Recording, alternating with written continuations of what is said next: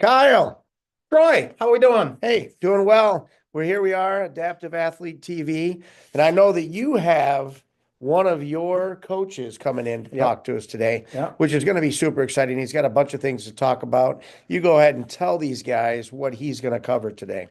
Steve Kozlowski is one of the coaches for the Grand Rapids Sled Wings, one of the first coaches that I met when I started playing. Um, he's primarily with our junior team and want to talk to him about how he got into coaching. He's an able-bodied and a heck of a good skater. I'll let him tell us how he got into coaching adaptive athletes, how long he's been doing it, and what it's like to have to coach folks in a sled, especially the juniors or even the youngers. Um, what are the benefits? Obviously, what are the difficulties? But Kaz is also very involved with the Silver Sticks tournament that is being held in Grand Rapids in a few weeks. And we let him talk about that. And then he's just a wealth of knowledge and a truly great guy and a great coach. So I think we're fortunate to be able to set and hook up with him. And hopefully he'll be joining us sometime soon. Oh, he'll be joining for sure. What have you been up to while we're waiting for him to come in and tell us all the exciting news? Basically training. That's all this guy does is train. Well, got the best trainer around. Set up to do a couple of sled hockey tournaments. Scheduled to do a para triathlon camp. Um, Working with the Ann Arbor VA to get my racing wheelchair to go with my hand cycle bike. Also through the VA set up for the Golden Age Games. Right now, just two events, swimming and wheelchair archery. I try to allow me to compete as an able-bodied in the field events while wearing my prosthesis, but they weren't having any They of weren't that. doing it, huh? He said, nope. That doesn't make sense. Well, I'll just keep harassing them and we'll do it next year. But then also signed up for the wheelchair games through the VA, where I will be able to do field events as well as track and hand cycle bike and swimming, which is why we're going to be training in how to put the shot and throw the javelin and send in a wheelchair. Shot put. Yeah. I know how to shot put. Yeah. Not very well. Yeah, but see, this is where having a trainer with your knowledge. I did shot put. Yeah, but now it's going to be entire upper body because we're strapped into a chair that doesn't move. So it's all putting the shot while you're sitting. I'm going to tell you though, when I did the shot put in college, there was no records being, well, I was setting records actually Shortest for the distance. shortest Yeah, distance. yeah. Yeah, That's what I these figured. guys. Yeah. But it was fun. It was a Yeah. good time, and I do know how to train for it. But since I had zero experience, and they just threw me in and Mhm. said, "Hey, throw that thing." They never said that. They said, Yeah. "Put that thing. shot." Yeah. But Yeah. and I did. Just wasn't all that impressive. Like most of the things I do are Yeah, very impressive. But see, now you have the experience as well as a shot Absolutely. putter, but also as a trainer. And I've even kind of talked to the Battle Creek VA in the pool. They have a wheelchair made out of PVC pipe for transferring, folks that are truly wheelchair bound into the Okay, pool. And I said, okay. why can't I strap into that, kind of go water about this deep and practice? And they're looking at me like, what? What are you, Muhammad Ali? Punching in the water? Well, Is that what you're doing? while using some of Putting the the shot accoutrements. in the Yeah, water? well, actually, there's some handheld devices that you could mimic the motion of putting the shot All or right, throwing all a right. javelin. And I finally got the okay to do it. A lot of So, these people wouldn't know Muhammad Ali too much. That he actually trained in the pool. yeah, You well, think? Rocky did, and so did Apollo Creed. Only So, because yeah. Muhammad did it Yeah, first. so not that I'm even trying to compare myself to Muhammad Ali, but why not take advantage of the things that are out there? And the poor rec therapists are out there just shaking their head, going, "You want to do what?" Well, I think that the group that wouldn't let you participate with the able-bodied was because they looked at your skills and they said it's not fair to the able-bodied people to have you in there. I think it's not fair that I would be occupying time from the able bodies to go out there. But, in I the like last my email, I said, thinking by of the it. way, I'm assuming that either above or below knee amputees have competed in the ambulatory field events. And they said, of course. So now when I show up down there, one of the things I'm looking at doing is volunteering at the field events Nice. to check people in. And while nobody's there, I'll put my prosthesis on and just practice putting the shot. Okay, Try right. not to hurt myself. I can live with that. But bottom line is adaptive athletes, there's nothing stopping you from trying something. Think about what you need. I want to practice with some resistance. I've been working on a cable cross, putting the shot and throwing the javelin. But now why not do the resistance in the water? There's a chair, there's like me. I think Somehow they might like to see a video of that. One of Kyle's biggest videos, if you haven't seen them, go on the channel, just click over, check it out, was a short when you were doing the lake swim. yeah, which I'll be doing again Most this year. popular one Yeah. so far. I think it was people were watching it just to see if I survived.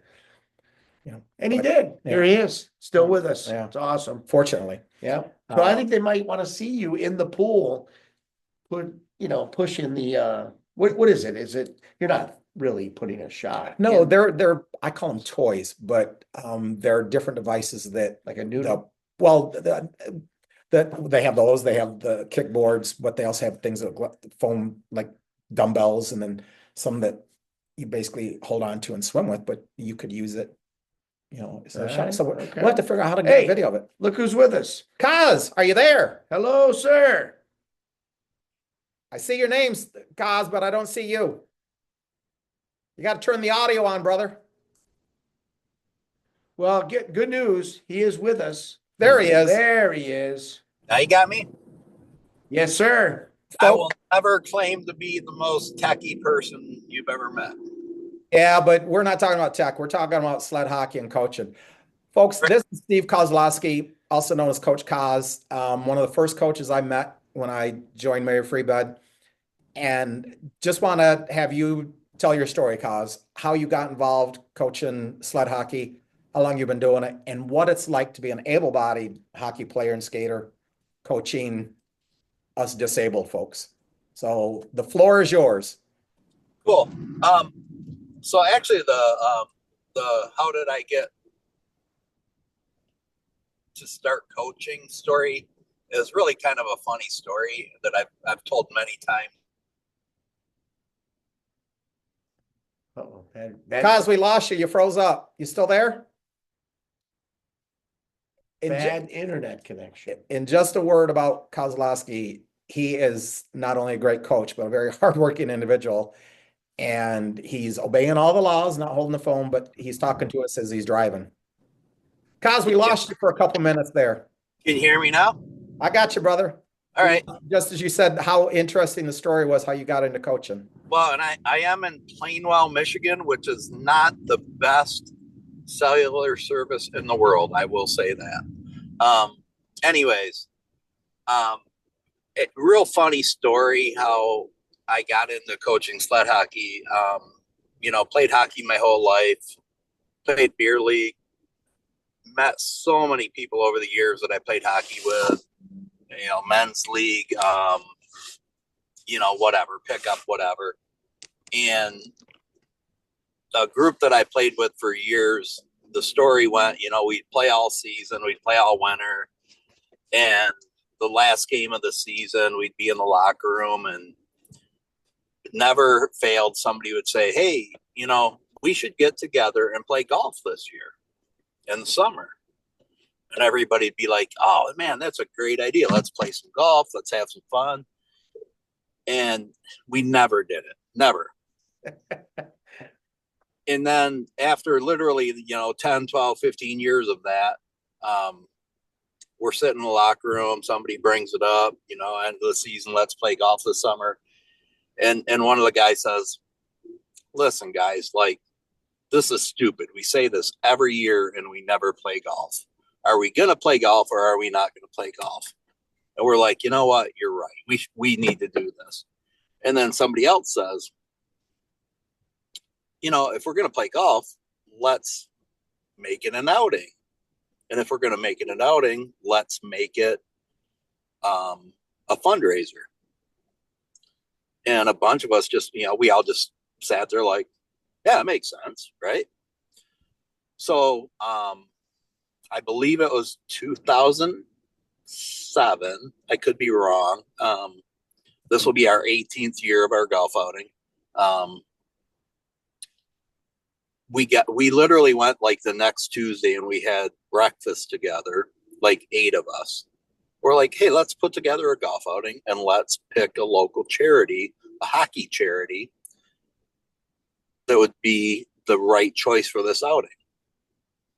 And actually, it's one of the other guys said, hey, there's a team in town called the Sled Wings. It would be like the perfect fit for us because we're hockey players. We want to play golf. It's for a hockey charity. And I actually played men's league with a dad of one of the original Sledwing hockey players. And I go, hey, I happen to have a contact. So yeah, perfect fit. So we were in 100% agreement. Like, yep, we're going to do this. So we decided to put a golf outing together. And we don't know how to put a golf outing together. We're all golfers, but we don't know how to put an outing together. So we're like, we might make $1,000 for them. We might make more. We don't know. So we hurry up and we put this golf outing together the first year, and it rained the whole day. It was 50 degrees and raining the whole day. Of course, it's Michigan. Yeah, and it was in September, and we literally called it off after 9 holes because there was puddles on the green and everything else. We're like, oh man, everybody's going to be so mad because they spent this money and everything else, right? But we had a really nice steak dinner and everything at the outing. We were at the place we were playing, and everybody's just laughing like, we don't care about the golf. Like, it's all about the team, right? So the first year we made over $4,000. Nice. Wow. And we were shocked. We're like, this might be a pretty good idea, right? Absolutely. Well, fast forward, this year we're in our 18th year for our golf outing. And typically now we're making about 25 grand a year for the team. Now, holy cows, you're talking about the Rinkstolinks golf outing. Rinkstolinks golf outing. And I'm getting off on a tangent here. That's okay. The first year of the golf outing, Tim Perry's daughter, Chelsea, played for our team. And he's like, hey, I really appreciate this golf outing. This is great, this and that. And I go, hey, anything I can do. I go, I think it's such a cool cause. And like the fact that you guys have this team. And I go, if there's anything I can do to, help volunteer or whatever. And he says, yeah, absolutely. He goes, if you could come and help on the ice, that'd be great. You got drafted. And it's the typical, I mean, you've heard this story 100 times, right? No, I haven't. Not about you. I My didn't. story, but I mean the Okay. volunteer story, right? The Yeah. typical volunteer story. Yeah. So I show up to practice the first practice of that year, and Lynette, I can't say her last name, but Lynette was the coach at the time of the junior team. There was only a junior team, and she was 8.5 months pregnant. Oops. And she was the coach. Yep. Wow. Okay. So she's like, yeah, I'm not going to be able to coach this year. So I go out there and I'm the volunteer, right? And I'm like, hey, what do you want help with, this and that? And they're all looking at me like, oh no, you're the coach. You're the coach. And I'm like, well, no, wait a minute. I just said I'd help out, right? And they're like, wow, we really need some help. So the thing is, I fell in love with it. Like, this is amazing. Like, I'm watching these kids. At the time, it was all kids. I'm watching these kids and what they're doing and what they're able to do. And, I'm like, this is freaking amazing. And this is my opportunity. I'm being awarded an opportunity to give back, right? So I remember going home that day and telling my wife's like, hey, how'd it go? This and that. And I'm like, man, like, you don't even know, And she looked at me, she goes, sounds like this is something you need to do. And that was your first exposure to sled hockey is that day, right? Absolutely. Yep. That's like me. I know the feeling. I know the feeling. Like, and she'd never even seen it. So she's going off from what I'm saying, Yeah. But she knows me well enough, and she knows my passion for hockey, and um, yeah, I mean, I could go off into different things if we had a psychiatrist here that we could get really deep into it. But my my No. mom my mom had MS when I was a kid, so my mom was in a wheelchair. Um, my wife had really bad ankle issues when she was a kid, so she wasn't able to run and jump in that. So like she had braces on her legs when she was young, and she was told she would never be able to walk right and this and that. And today, 50 some years later, she's a very healthy, capable person. So we have reasons why, like, it probably sinks a little deeper with us. Like I said, like, if you got deep into my brain, um, but regardless of that, it's just, and like, hockey is the greatest sport in the world. Yep. And I'll go to my deathbed saying that. And every opportunity to give somebody an opportunity to play hockey is very important to me. And so this was just very much a calling to me. Like, and like I said, my wife is like, yeah, you need to do this, right? Destined to do this. Yep.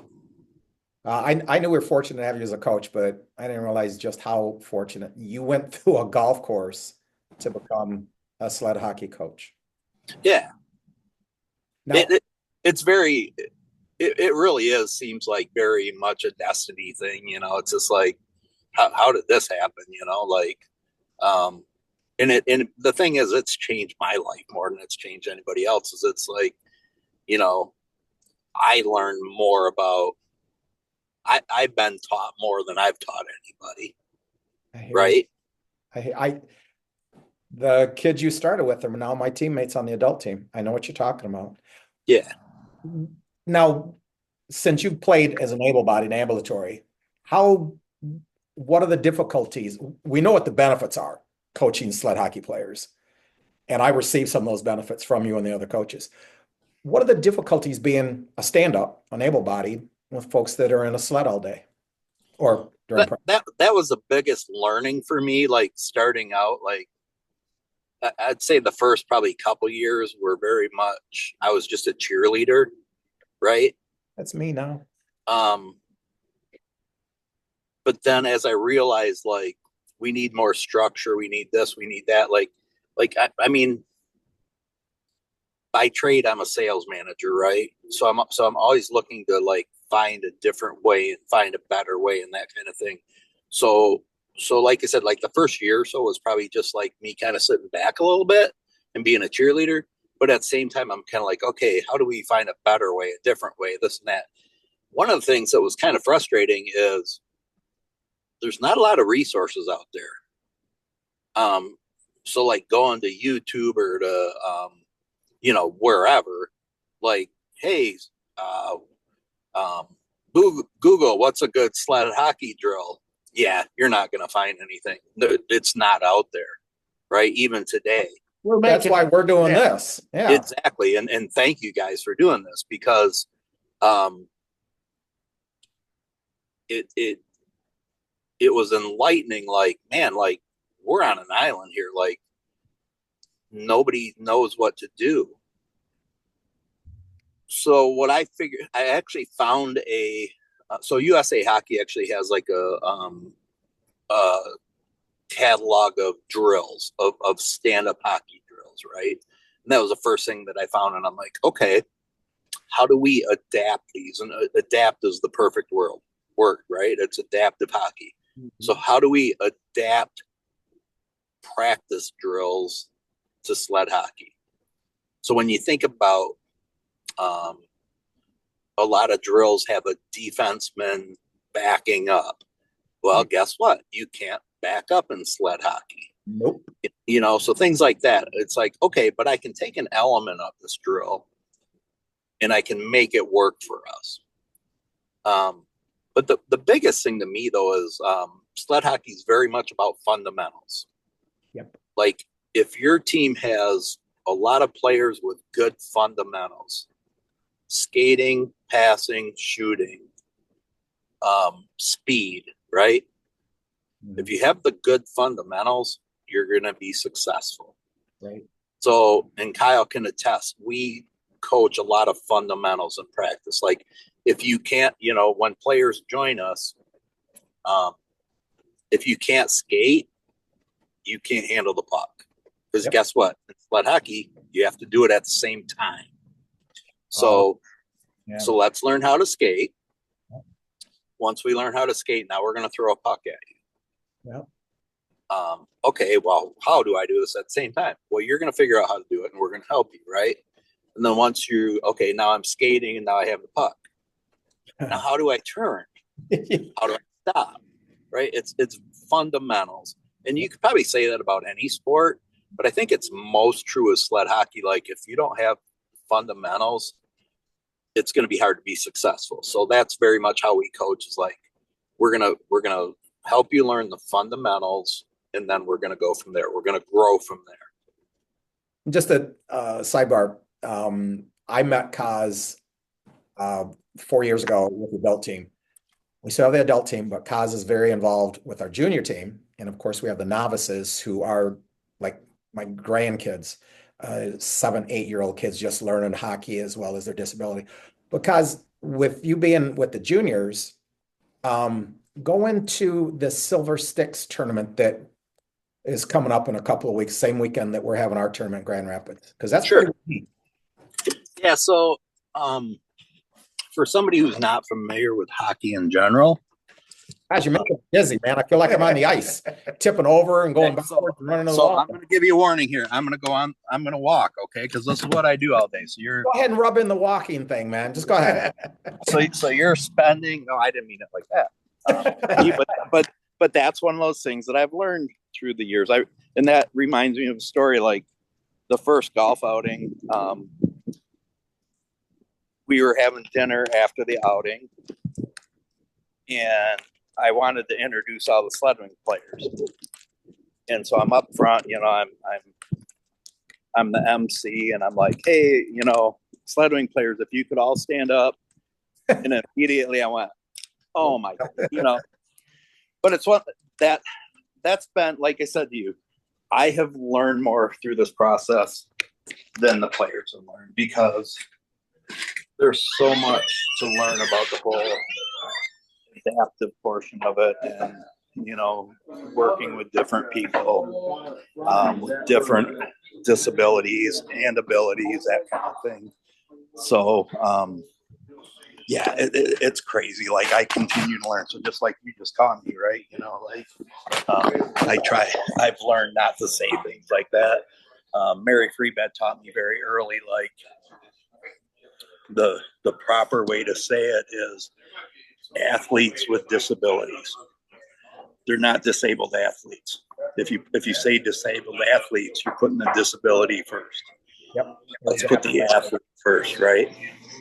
And just a heads up, Kaz has given us a little tour of a local pub in Plano. If you've never been here, I don't even know the name of it, but we always deliver the extras here. Yeah.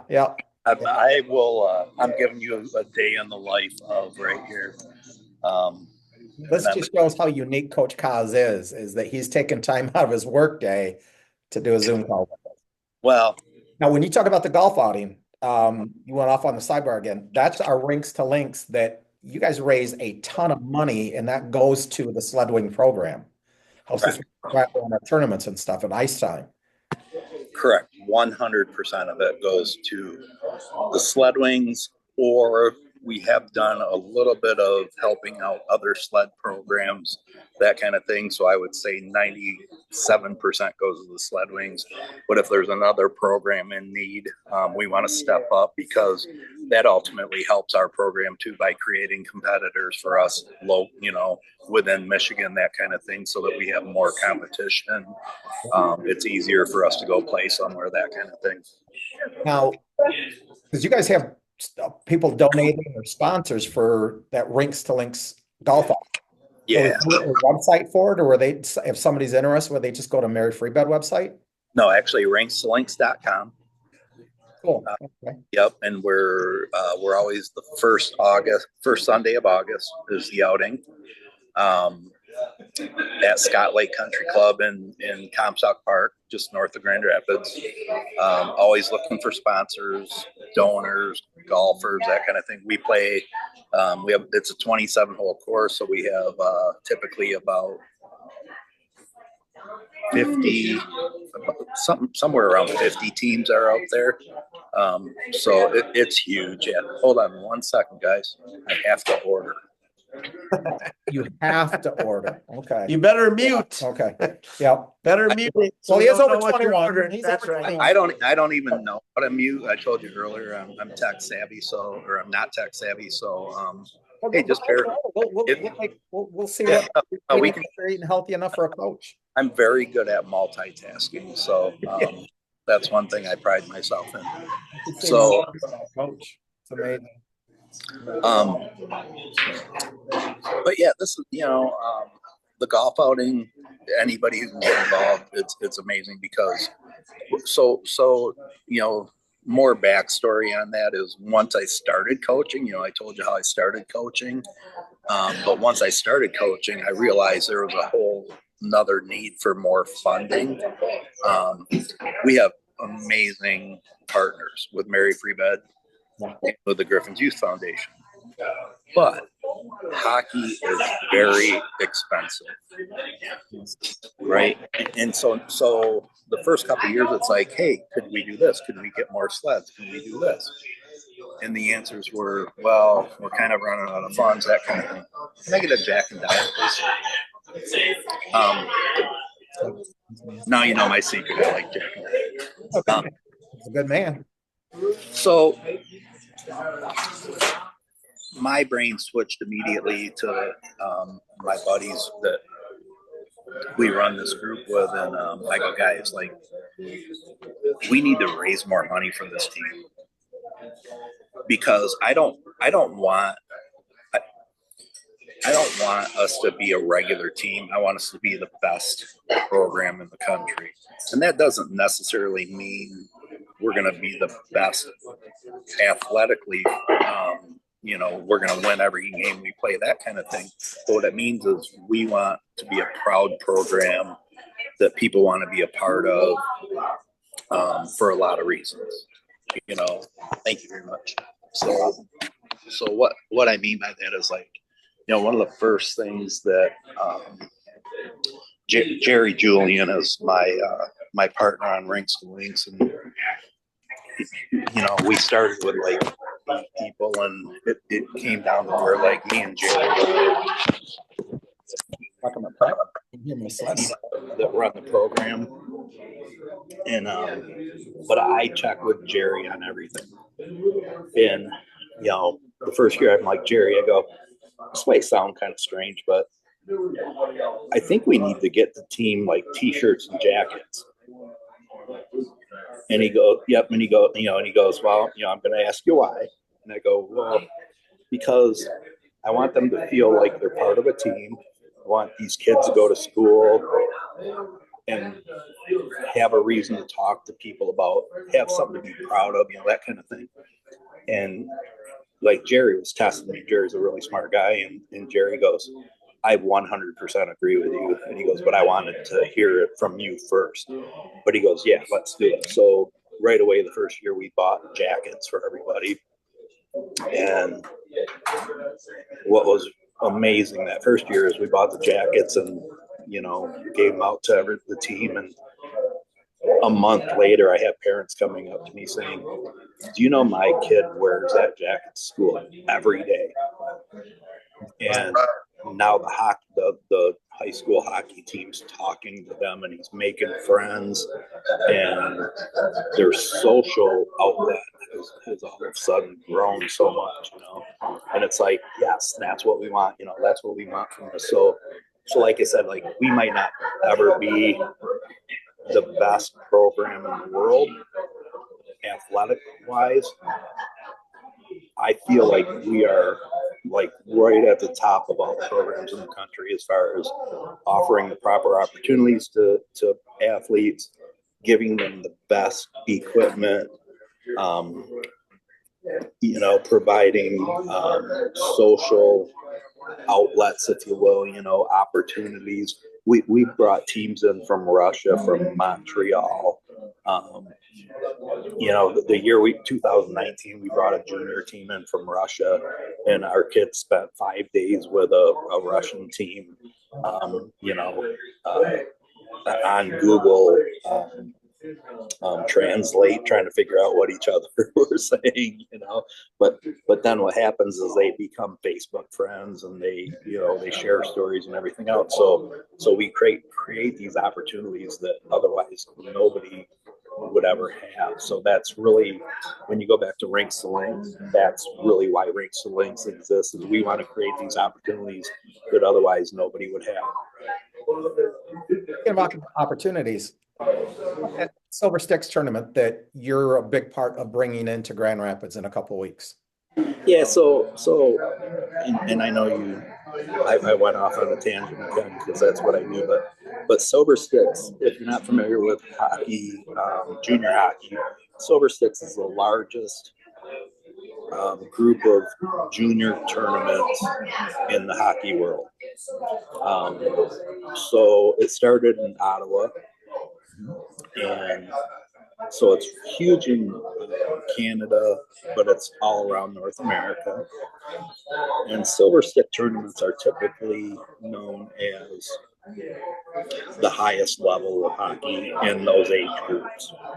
So in Canada, they hold regionals, so they'll have regional tournaments, so you qualify for, the semifinals and the finals, and the goal is to get to the final Silver Stick, right? For us, we're going to be the only Silver Stick tournament in the world. I went up to Pembroke, Ontario last year, which is about a 10-hour drive from Grand Rapids, because their bylaws say you have to get approved by the sanctioning committee. So I went up and I got us approved by the sanctioning committee to be a Silver Stick tournament. The only Silver Stick sled hockey tournament in the world is in Grand Rapids in 3 weeks. Yes, sir. Yep. So we will be considered the sled hockey final.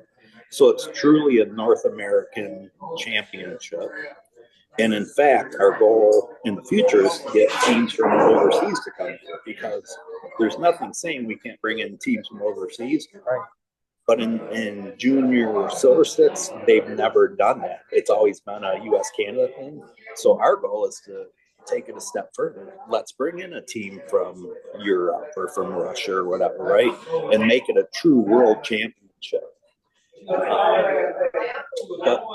But despite that, it's just a really cool, Silver Sticks mission is very much a very good sportsmanship, learning through hockey, not just about hockey, but about sportsmanship and goodwill, that kind of thing. And it just really aligns with what we want to do. So to us, it's like, we want to make this huge. This year, we're going to have 14 youth teams in. Our goal is to just make it bigger and bigger every year and get more Canadian teams. And I'd love to have 30 teams here in a few years, As you said, you have 14 teams right now. Yep. How many are coming in from Canada? Do we have any? Just one. And there's a challenge with bringing in Canadian teams, and what that is their rules are different than ours. Our youth hockey is 18 and under. They don't really have youth hockey. They do everything by ability levels. So they have, so for instance, our youth team went and played in London, Ontario this year. Right. Played in what was called the Open Division, based on our talent level. Well, we ended up playing 3 teams that were 90% adults, because that was their ability level. They really, so their youth sled hockey isn't developed how ours is. So it's very difficult for a local program up there to have enough youth players to have a roster big enough to bring one team of youth players. So we've even created a rule like, hey, if you need to combine with another local team within 100 miles of you, we're fine, because we want as many players. It's about including as many players as possible, right? We just don't want them creating an all-star team. Like we're gonna create the best team in the world and come and kick everybody's butt, right? Like that's not what it's about. It's about creating local talent and coming and showing everybody your local talent and what you've been able to do locally. And again, it's a huge sportsmanship. It's a huge just let's get everybody out there playing. I look forward to just beating in our tournament, but having the silver sticks, basically a North American championship is pretty cool. So big Yeah. thank you for getting that in. That's amazing. And Kyle, but West Michigan is a very prideful area, and it's a very philanthropical area, and we take a ton of pride in our tournament, whether it's a silver stick or not. Like, we want people to come to West Michigan. We want them to see what we have, and we want to provide the best tournament possible. And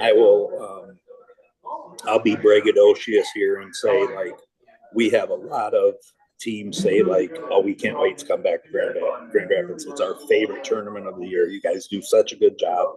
It's so competitive. More teams. You guys, we give them T-shirts. We feed them lunch, everything else, because what that does is it creates social opportunities for the athletes. It's about hockey, but it's also about, like, we'll have the 14 youth teams. We're gonna also have 12 adult teams. So we're gonna have 26 teams. So you're gonna have somewhere between 250 and 300 sled hockey players. And our novices involved with this also, our rookies. Yep. So it's all levels. Yep. So it's all levels. So we'll have everything from 6-year-olds to 60-something-year-olds, and we'll have novice to advanced. We'll have everything there. But the great thing about it is, like, once they're all there, like in the lobby talking to each other and stuff, like, it doesn't matter. It's just like it's people that look like me. It's people that have the same challenges that I do, and so it's such a great environment. It's amazing. And just to throw out the date, if anybody's interested, this is in Grand Rapids, Patterson Ice Rink. And that's it. March 21st to 23rd. So there are some games Friday night, the 21st through Sunday the 23rd. Yeah, actually, we're going to start youth games at about 3:00. We'll go till about 9:30 Friday night. Saturday will be 8 a.m. till 9 p.m. Sunday will be 8 a.m. till 2 p.m. So nonstop on 2 sheets of ice plus Eagles Ice Center with some Saturday and Sunday games. Yeah. Isn't that where the novices play a lot of their games over at Eagles Ice Arena? Yeah, it's actually kind of a mix. We try to get everybody to play at both rinks to kind of mix it up. It's a nice rink because that's where we do our wheelchair lacrosse at Eagles Ice. Yep. But now, and big time kudos to you and Mary to bring this in. I mean, that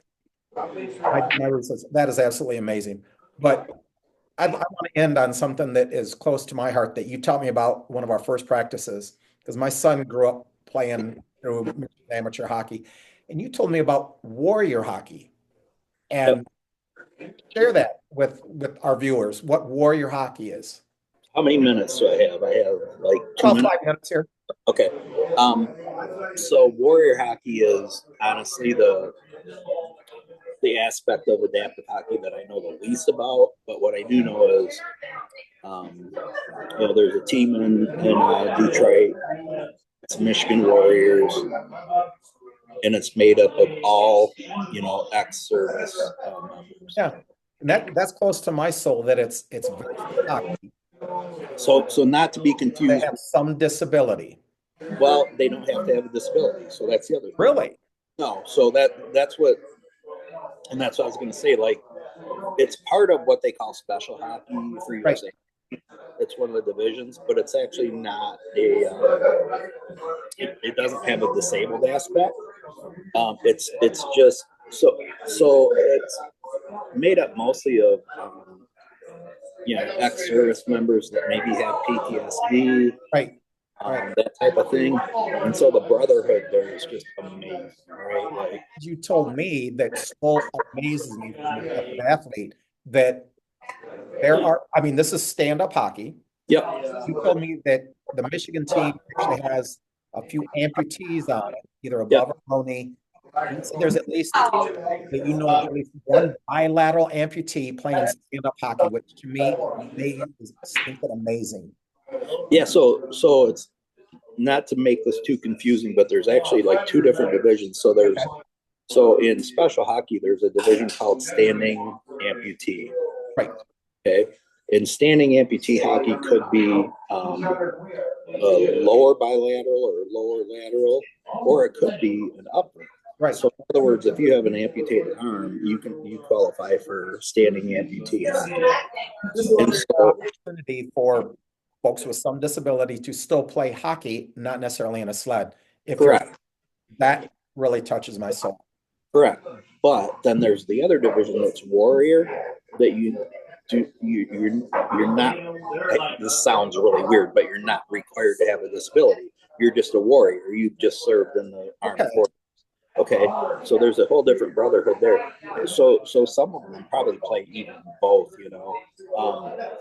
so some of these players, like, they qualify to play sled, but they choose not to play sled because they were probably a hockey player in their youth years, right? So they're like, screw this, I still want to play stand-up hockey, right? Yeah. Passion and competitiveness. So they figure out a way to play with one prosthetic, or like you said, I've seen even two prosthetics in skates, and I just stand there in awe. It's freaking amazing, right?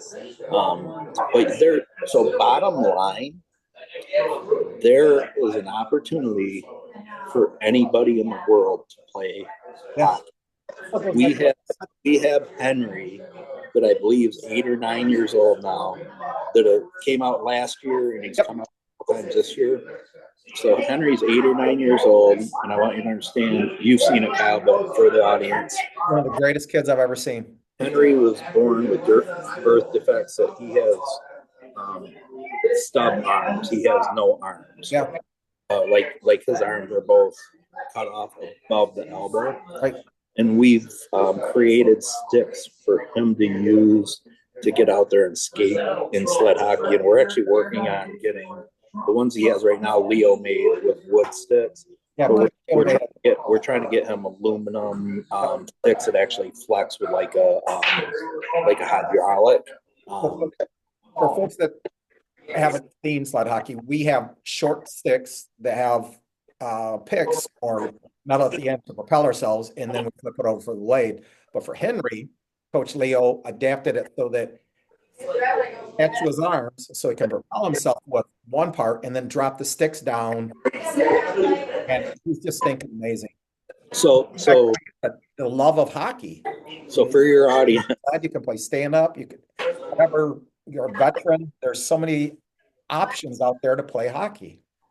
Yes. So for your audience, we have a player with no arms and one leg that is playing hockey. Got the one leg. So if you want to play hockey, you can. We will figure it out. If we can't help you, we'll guide you to somebody else that can help you. In Grand Rapids, there's a team called the Patriots for athletes who are cognitively impaired, so Down syndrome, autism. So that's a different team. The bottom line, I'm gonna hop on my freaking bandwagon here, but bottom line, the podium, coach. Hockey is the best sport in the world. It'll change your life, and I don't care who you are, what you're all about, what you have going for you, you're not going for you. You can play hockey. We'll figure out a way for you to play hockey. Well, like you said, it also helps to have a great organization like Mary Free Bed Absolutely. It really helps to have great coaches like you and Coach Ben and the volunteers we have. But also look at, you guys are bringing in the only sled hockey for Silver Sticks in North America. You're bringing that in.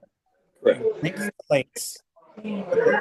You're raising funds for not only the sled wings. Talk about the camaraderie, talk about the brotherhood, talk about the love of hockey. All of that goes right. I mean, you should talk about that. Well, and No, Doesn't matter. Coach, you're right. Getting on that ice, the camaraderie that even my first practice, I'm tipping over in the sled, and it's always so positive, always so supportive. And you talked about the great athletes out there. What these guys can do in a sled just amazes me. And the coach, I don't coach, I cheerlead. I don't mind just sitting on the sidelines and on my teammates and the competition. I think is a great sport. and I love your attitude about it. I agree wholeheartedly. I love it. Big hockey fan. I want to tell you, we appreciate coming in and tuning in with us. Really, I mean, I love the background there. The atmosphere is great. But all of your information, I'm going to make sure that we get this in the show notes. The links to your say it the actual website slowly. Yeah, rinkstolinks.com. So just how it sounds. Rink, so like a hockey rink. To